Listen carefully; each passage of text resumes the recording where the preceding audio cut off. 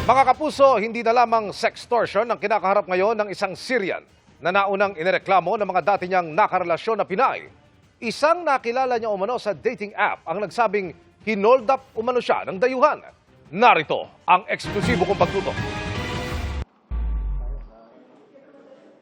Inireklamo kahapon sa PNP Anti-Cybercrime Group ng isang online streaming actress at isang 20 anyos na nursing student ang kapwa nakarelasyon nilang Syria national na nakilala nila sa isang eskwelahan sa Dagupan, Pangasinan kung saan ito nag-aaral ng medisina.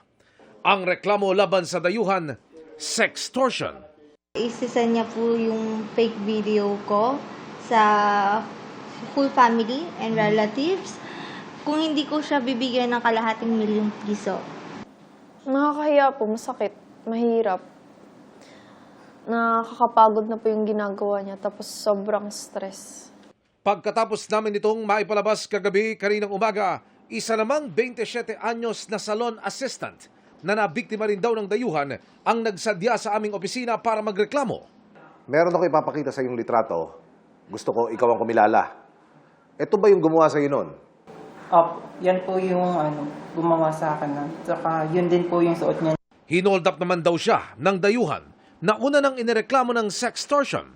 Ayon kay Mark, hindi niya tunay na pangalan, nakilala niya sa dating app ang dayuhan at mabilis daw siyang niyaya na makipagkita.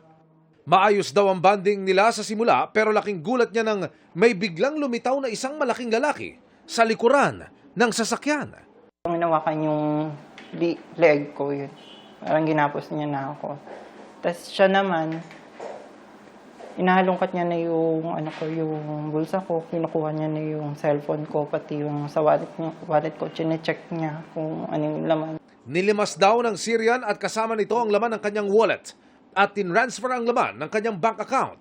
Pagkatapos, Nakuha niya na yung mga, yung password na PIN ko, tsaka yung pera ko. Yung isang kasama niya, inisprayan niya ako ng parang, ang naamoy ko kasi parang alcohol. Yun, pero buti na hindi naapektuhan yung mata ko. Tapos tinulak niya na ako palabas nung kasama niya sa kotse. Natandaan ko pa yung plate number.